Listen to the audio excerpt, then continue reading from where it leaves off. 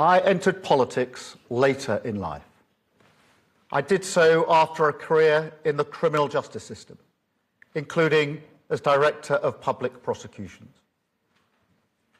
I entered politics not for personal gain, not for status, and not to live a life detached from the reality that most people face. I entered politics because I wanted to change our country for the better, to make it fairer, safer, more secure. And I still believe that most people who serve in public life, whether as civil servants or elected politicians, do so for the same reason, because they believe in service, because they believe in duty, because they believe in the public good. But that is not why some people do it. And that is not why Mandelson did it. And that sense of duty only matters if the standards of public life are upheld. And in recent days, serious allegations and serious evidence has emerged concerning Mandelson's conduct, including his relationship with Epstein, a convicted sex offender. It had been publicly known for some time that Mandelson knew Epstein, but none of us knew the depth and the darkness of that relationship. What has come to light has raised serious questions. Information that was not known at the time of his appointment. Before he was appointed ambassador, Mandelson was asked directly about the nature of his relationship with Epstein. He was asked whether he had stayed at Epstein after his conviction. And when, later, further information came to light, he was asked whether he had accepted gifts and hospitality, about whether he had been fully transparent about the relationship. The information now available makes clear that the answers he gave were lies. He portrayed Epstein as someone he barely knew. And when that became clear, and it was not true, I sacked him. Such deceit is incompatible with public service. Let me be clear, no one is above accountability. And no one, however well-connected, however experienced, however senior, should hold public office if they cannot meet the basic test of honesty. I also want to address the publication of the information Mandelson provided during the appointment process. I understand the strength of public feeling. I share the anger that people feel when powerful individuals appear to escape scrutiny. And I want to be able to release those documents as quickly as possible. I wanted to release them yesterday, in fact, and to talk about them at Prime Minister's questions. But the police have advised that releasing certain information now could risk prejudicing a future investigation or legal process. And however frustrating from my personal point of view that is, and it is, I will not take any step, however politically tempting, however popular, that risks justice for victims. Because this is not and must never become a political game. The victims of Epstein have lived with trauma that most of us can barely comprehend. And they've had to relive it again and again. They have seen accountability delayed and too often denied. To them, I want to say this. I am sorry. Sorry for what was done to you. Sorry that so many people with power failed you. Sorry for having believed Mandelson's lies and appointed him. And sorry that even now you're forced to watch this story unfold in public once again. But I also want to say this. In this country, we will not look away. We will not shrug our shoulders.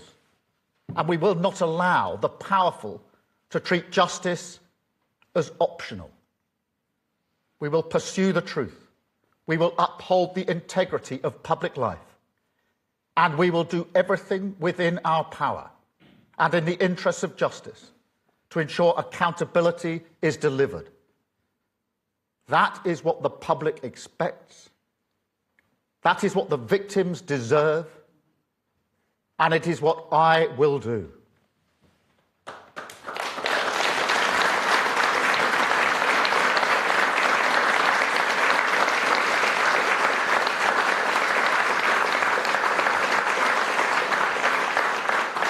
Now, I'm here today in Hastings for similar reasons. Because I love this country. It is the greatest country in the world.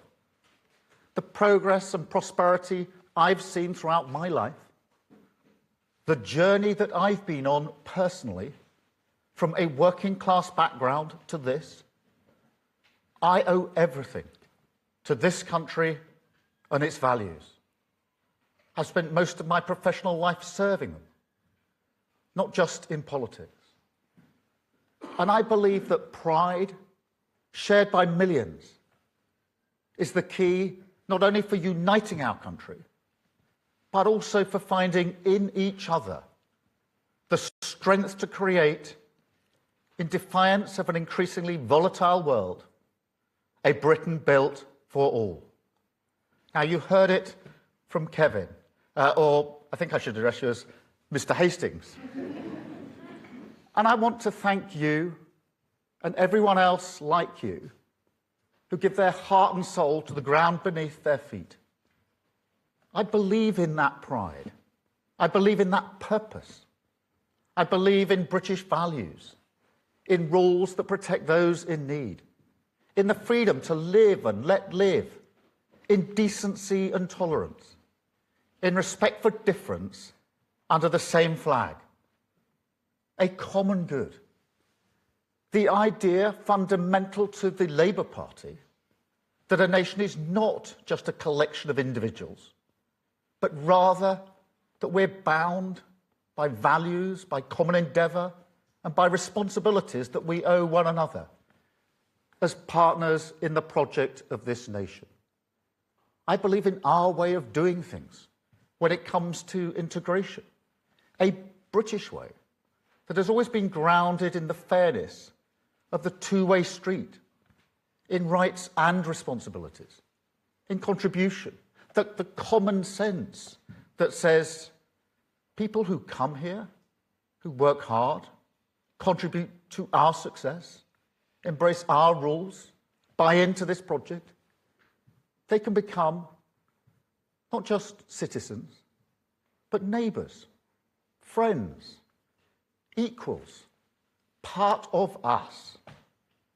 But most of all, I believe that these values make us strong, that in a world that increasingly preys on weakness, I believe Britain is stronger as a tolerant, decent and respectful country.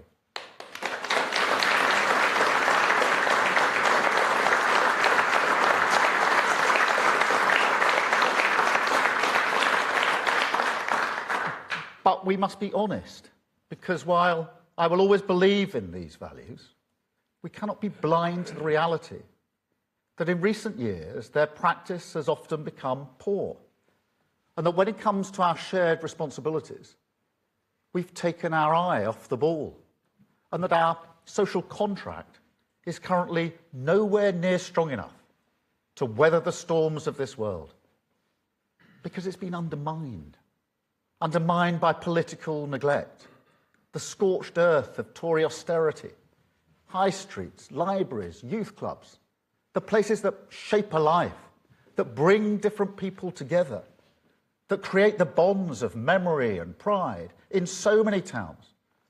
They were just abandoned. Until you see now, sometimes from the very same people, a politics that has no interest in rebuilding any of that, only in exploiting the social scars. You see it in the industrialised grievance factory, in parts of social media. Miserable video after miserable video, telling you that entire cities and towns, the great communities of this country, are wastelands, no-go zones. And worse, selling the lie, defied every day by millions of people in this country, that people who look different cannot really live together. I reject that completely.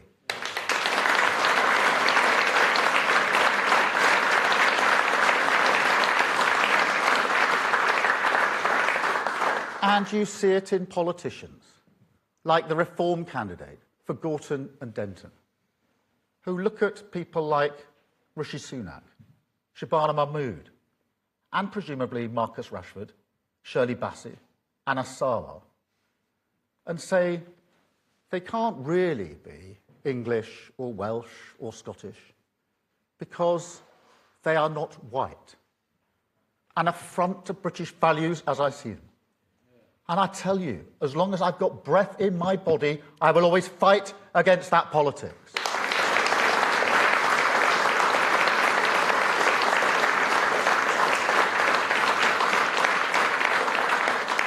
And on that, honestly, I never thought I would see the day when the Conservative Party would tolerate, for months, a man who went to Birmingham and said that the city had failed at integration because he didn't see enough white faces. That is a disgrace, and he should have been sacked months ago.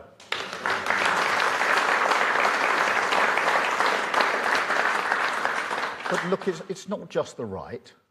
Britain's also been let down by a mindset on the left of politics that is either too slow to defend core British values or that ducks the challenge of integration entirely, clinging to a kind of remote liberalism that is content merely to dispense transfers and targets from Whitehall, rather than nurture pride, belonging and responsibility from the ground up in our communities. You know, the Labour Party is the institution that stood with working class communities in cities like Glasgow and Liverpool, and door by door, street by street, turned a politics shaped by grievance and religious sectarianism into one of national renewal. That is our task again, because politics in this dangerous era, it's no longer about left and right, but a contest between renewal and grievance, between those who believe society is a zero-sum competition and those who believe we can unite for the higher purpose of our community, our country, our common good.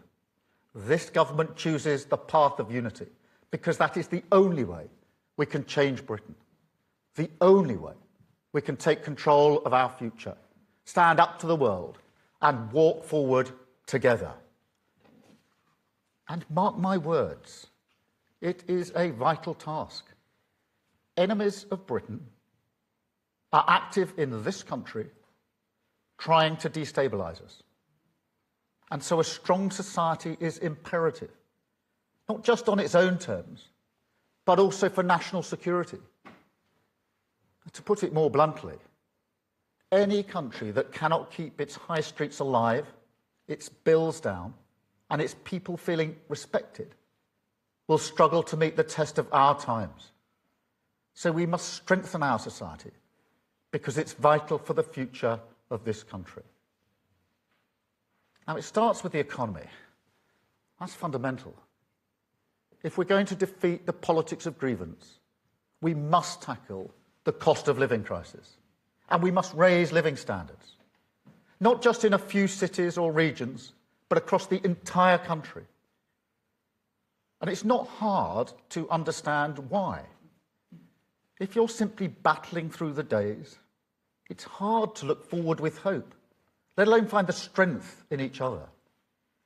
And so, all the decisions we took at the budget, getting inflation down, freezing rail fares, freezing fuel duty, slashing the cost of childcare for working parents, supporting people with their energy bills, but also investing in every community in this country, backing a proper industrial policy, raising the national minimum wage, that is all the absolute foundation of a strong society, essential for restoring hope in Britain.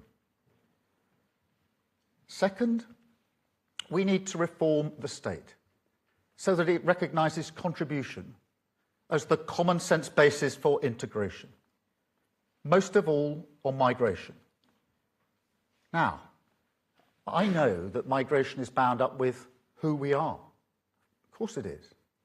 It's fundamental for the stories people tell about themselves, their family, their history and relationships. And I will never denigrate the contribution migrants make to our society and our story. Quite the opposite. And yet, it seems obvious to me that failures in Britain's migration system under the Tories were so shocking that they weakened trust in politics, faith in democracy to deliver what people vote for, and now, exploited by politicians of grievance, support the idea that diverse people can ever truly come together. Now, I reject that politics with every fibre in my being. But if you're serious about bringing this country together, you cannot ignore this issue. And so, yes, our reforms on migration are about taking control of our borders, but they're also about contribution. I mean, go back to Windrush, which is such an important moment in our national story. The people who came here, they weren't victims. They weren't vulnerable. Britain didn't invite them here as an act of compassion. That is liberal vanity. No, they came here because Britain needed them, because they wanted to come. And Britain wanted them to make a contribution.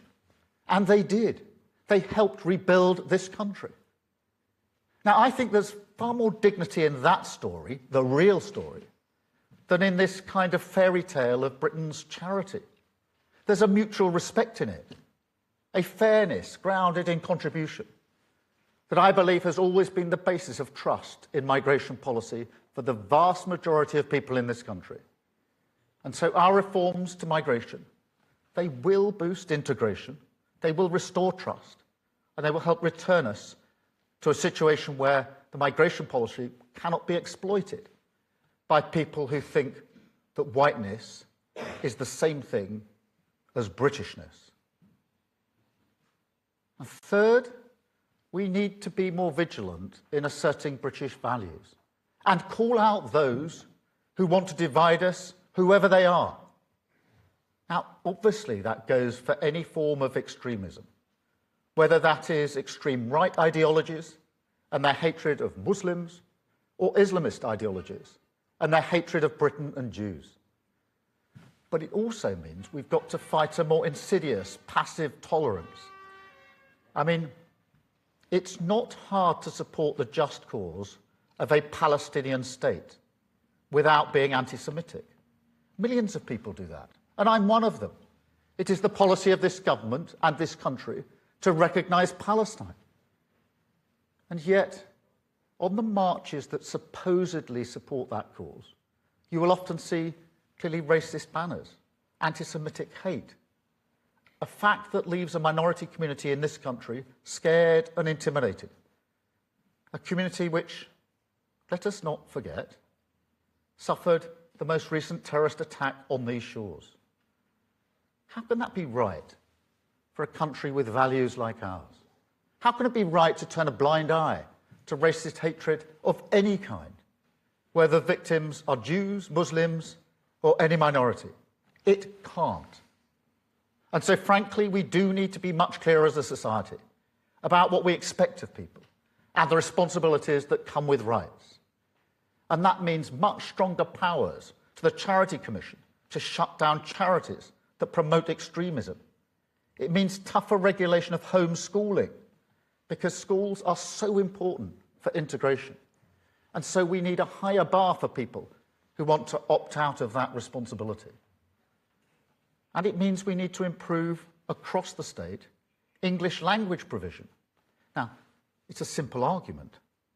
Everyone who comes here, who lives here, should have an opportunity to learn English, because it's essential for participation in our society. And so they should be expected to learn English. And yet, for years, we've simply not asked people to do that. That is a recipe for exclusion. And frankly, for people being vulnerable to abuse and exploitation. So we will change that.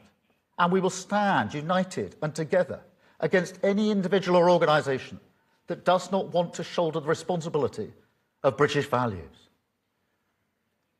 Fourth and finally, we've got to reverse the devastating decline in our communities. Give power, agency and control to people who want to improve their community. Now, you can see the signs over here, Pride in Place, led by you, backed by the government. That is a £5 billion programme with an extra £800 million today, investing in 284 neighbourhoods in every corner of our country, including here.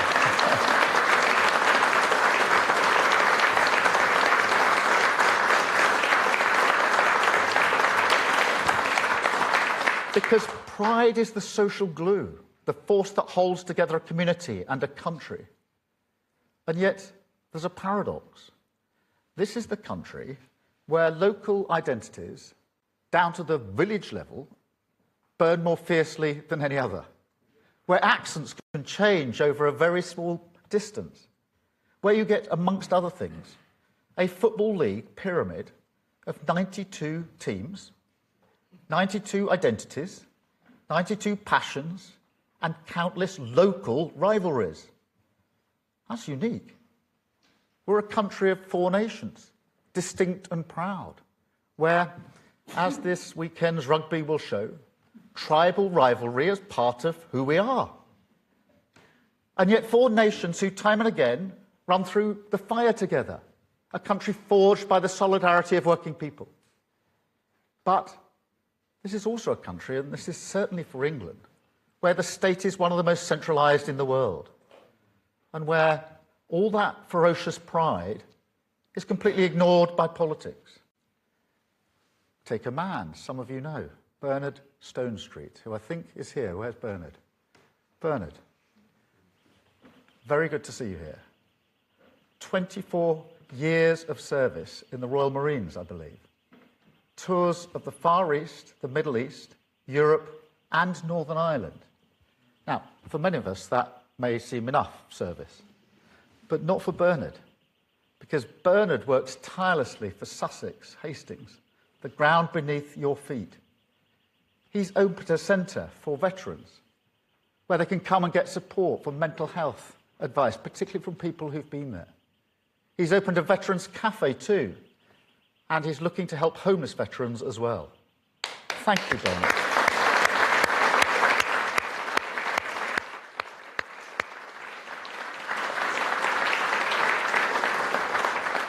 Or what about Miranda, who got so fed up with fly tipping and litter in Edinburgh that she started picking it up herself? And then, when people started saying they wanted to help, she set up litter busters. Now their community is cleaner, and that may not sound like a lot, but it makes a huge difference. It changes how you feel about your town, your future, even your country, when you look out the window and see that people care. Now, ask yourself this question. Wouldn't politics be better if we truly back that kind of pride? And this is what the Tory levelling up scheme never really understood. Yes, people want investment, and this government will back them. We're rebuilding our public services, opening new nurseries, breakfast clubs, health centres, investing in community infrastructure. But investment is a means and not an end. It's about power as well as pounds and pence, a way for communities in an insecure world to take control of their own fate. So let's regenerate the town centre in Bexhill. Let's bring a dance and arts centre to the Grimsby Docks. Invest in the youth centre in Rhyl. Run bingo nights in Coleraine. Clean up Coke Bridge. Create better sports facilities right here in Hastings. But most of all, let's do it together.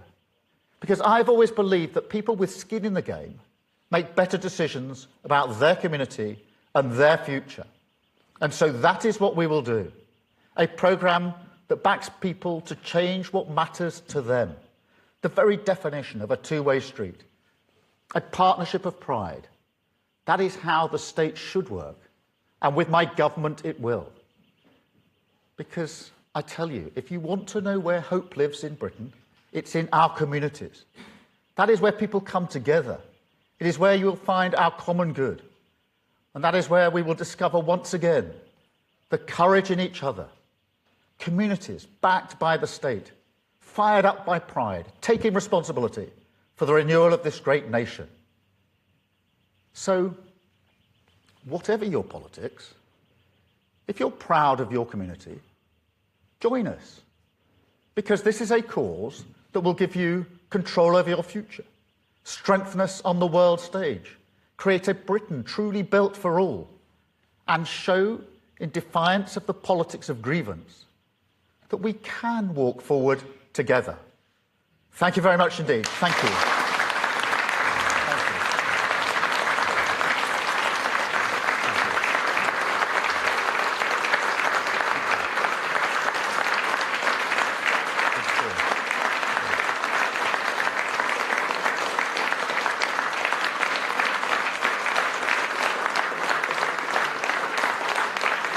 Thank you very much. I'm now going to take a number of questions from the media. Can I start with Chris from the BBC? Chris. Thank you. Chris.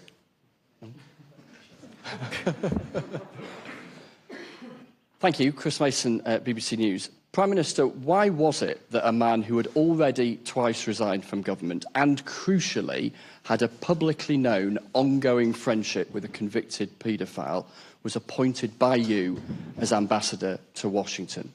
And given all of this, what do you say to those in the country and those in your own party who say, frankly, that you have run out of steam? Well, Chris, let me just address that head on and perhaps clarify something I said at Prime Minister's Questions yesterday about the relationship between Mandelson and Epstein. Because what I meant was it has been known publicly for some time that they knew each other. And that is precisely why, when we were going through the appointment process for the ambassador role, we asked questions about the nature and extent of that relationship. And what I didn't say yesterday, partly inhibited by the approach of the police, is that that is precisely why those questions were asked. Questions about the nature and extent of the relationship, whether Mandelson had stayed, as was suggested, at Epstein's premises. And the answers given to those questions were intentionally intended to create the impression that Mandelson barely knew Epstein, deliberately to create that impression. I had no reason at that stage to think that was anything other than the truth, and therefore we proceeded. What I learned in September was that it was not the truth, when further emails came to light, I think Bloomberg, and having asked some further questions, including questions about whether Mandelson received gifts and benefits and hospitality, and the nature of the relationship, I sacked Mandelson from the role. Now, I regret making the decision to have appointed him in the first place. Had I known at the time what I know now, or knew in September, I'd have never done it. And that's why today I've apologised for the fact that I appointed him in the first place and I believed his lies. Thank you very much, Chris. And we're moving forward as a country. Today, you've just heard the speech about Pride in Place, one of the most important projects that we're running, that will put money in communities right across the country. And that is the driving purpose of this government, changing lives for the better, focusing on Pride in Place, where people live in their own communities, and making sure we're utterly focused on the cost of living. Thank you, Chris. Beth, can I come to you? Thank you. Thank you, Prime Minister. Prime Minister, we can all hear your anger, your regret, and most importantly, your apology to victims of Epstein for appointing Mandelson as your US ambassador. But look, whatever he said or didn't say, it has proved a catastrophic error of your judgment to put him back into your government. Some of your MPs believe you must take responsibility for this in order to restore trust in politics amongst the public. And some are saying publicly now that you should stand down because your positions become untenable. Why are they wrong? Thank you. Well, Beth, as I've said a number of times, I regret the decision to appoint Mandelson as ambassador. He was asked questions about the nature and extent of his relationship with Epstein, and he told lies. I had no reason at the time to know they were lies. Subsequently, I found out them to be lies. And this week, we found out way beyond the lies that we found out in September. We found out what he was up to in the aftermath of the 2008 crash, when most of the government and most of the country was doing its level best to make sure people didn't lose their jobs, their livelihoods, and their savings. And at that time, he chose to disclose sensitive secrets to Epstein, almost simultaneously as receiving them. And that is what I meant when I said earlier about the deceit and the standards that I stand for in public life. Yes, at the time I appointed him, I got answers from him which I believed to be true. He painted a picture of barely knowing Epstein. I didn't know that was lies at the time. I regret I didn't know. I've apologised for the fact that I appointed him in the first place, having believed those lies. Thank you, Beth. Robert. What do you say to your MPs? Some are publicly saying this morning they think your position is untenable. Please, directly, what do you say to them? Firstly, let me say I understand their anger and frustration. I am angry and frustrated like them, because nobody wants to see these deceits in public life. They are angry about his association with Epstein, as am I. They're angry about what he did at the tail end of the last Labour government, and frustrated, as am I, that the full information of what was asked and answered when he was appointed can't be in the public domain. That is frustrating. As I say, I had hoped to deploy some of that at PMQs yesterday, because I wanted people to know what was said and what I received, but frustrating that can't be done. So I understand their frustration, but we must remain focused on what we were elected into government to do, which is to change this country for the better for millions of people, and that's what we will do. And today, in Pride in Place, what we've done on the economy are examples, but only examples of what we're doing. Thank you, Beth. Robert. Well, hang on, Robert, ITV. Prime Minister, time and again during the general election campaign, you promised to end chaos in politics. You failed miserably, and there is no one to blame but yourself. If your MPs were to decide that they wanted another leader, and if somebody else put themselves forward as leader, would you fight that? Well, Robert, I was elected on a mandate in 2024 to change the country for the better, and that is what we're doing. And if you look at what we've done, for example, on the economy, with inflation coming down, and the Bank of England says coming down to target in the first half of this year, with interest rates being cut now 6 times, which is the highest rate of reduction since the 2008 crash, with the work we've done to lift 500,000 children out of poverty, that is the change that and the Pride in Place work that we're doing, examples of which I've just gone through. That is what we were elected to do as a government. That is the change we're bringing about. And am I frustrated that the focus is not on that and on other things because of the misbehaviour and deceit of other people? Of course I am. But of course I am. I understand that. But I was lied to. I was lied to. Deceit. Now, am I frustrated and angry that the good work we're doing gets out of focus because of that, and that tomorrow's front pages are unlikely to be about the Pride in Place project?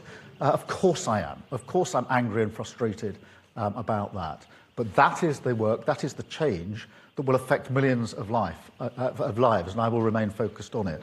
LB, will you just...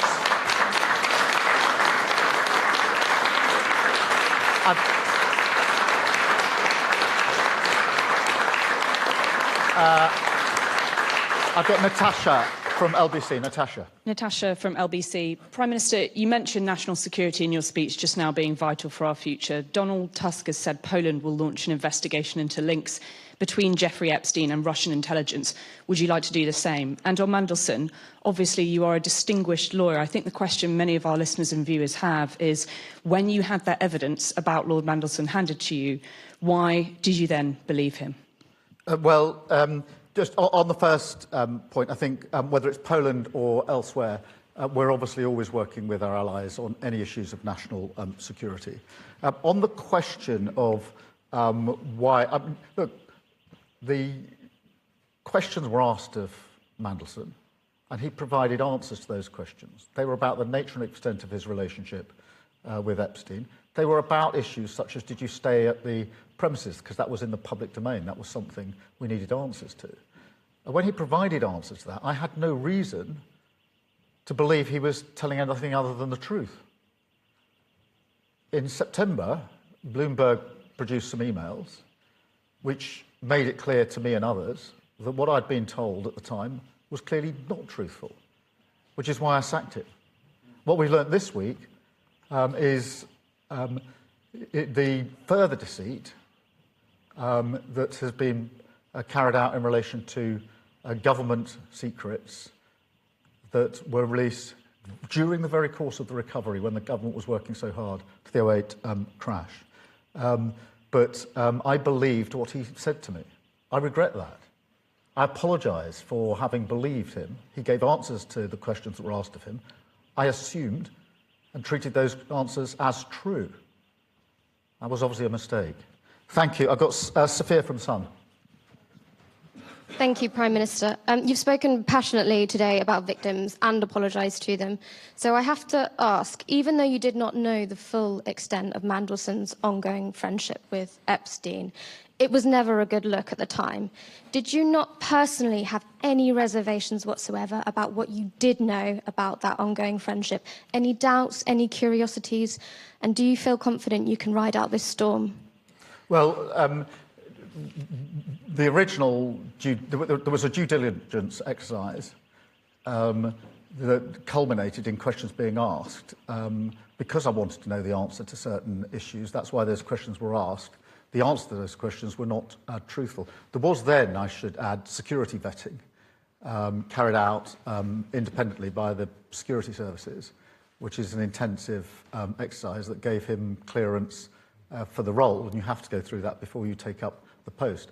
Clearly, both the due diligence and the security vetting need to be looked at again. I've already strengthened the due process. I think we need to look at the security vetting because it now transpires that what was being said was not true, and had I known then what I know now, I'd never have appointed him in the first place.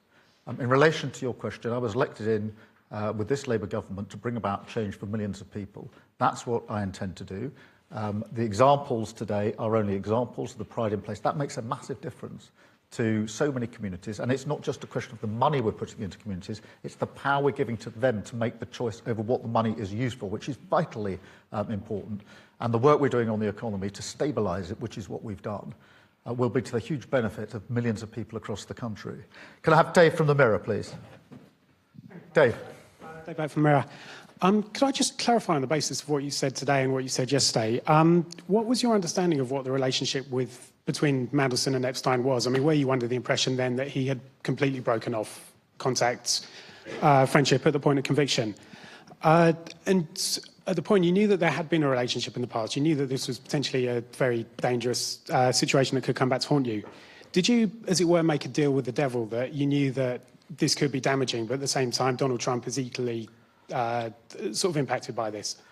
No, the questions were precisely to get to that question of what was the nature and extent of the relationship, and then details about places he may have stayed.